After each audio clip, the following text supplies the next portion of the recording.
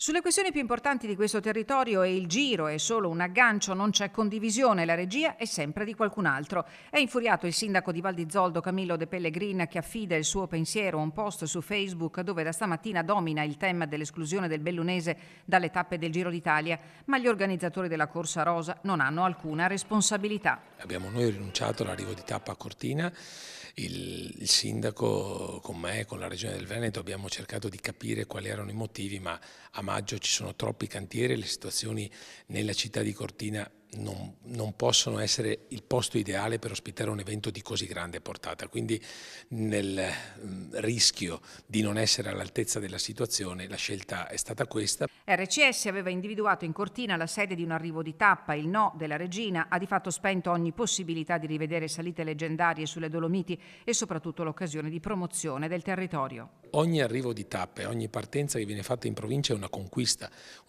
sia dal punto di vista economico perché l'impegno è gravoso e noi in questi anni siamo riusciti attraverso il Fondo Grandi Eventi a sostenere questi arrivi importanti che ci hanno dato ovviamente grandissima visibilità e poi ci vuole anche un po' il contorno anche imprenditoriale perché non dobbiamo dare nulla per scontato. Inutile dire della delusione che serpeggia fra la gente. Mi dispiace perché almeno un po' di festa c'era. Con tutte le belle Dolomiti che abbiamo, chissà perché.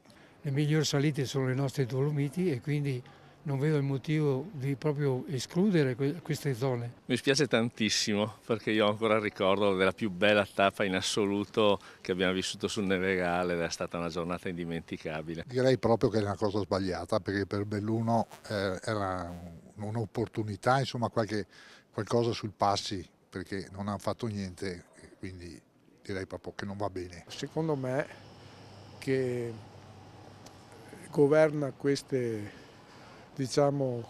cose sono i soldi, è tutto basato sui soldi. A proposito di soldi, il Fondo Grandi Eventi della provincia deve essere ancora approvato e al momento è al verde. Aspettiamo che il Fondo dei Comuni Confinanti si esprima e dopodiché valuteremo, quindi anche da questo punto di vista, il fondo delle annualità 2023-24 è esaurito, quindi ora dobbiamo ripartire da zero. Anche da questo punto di vista, non avendo certezza che il fondo ci fosse stato, abbiamo preferito essere prudenti.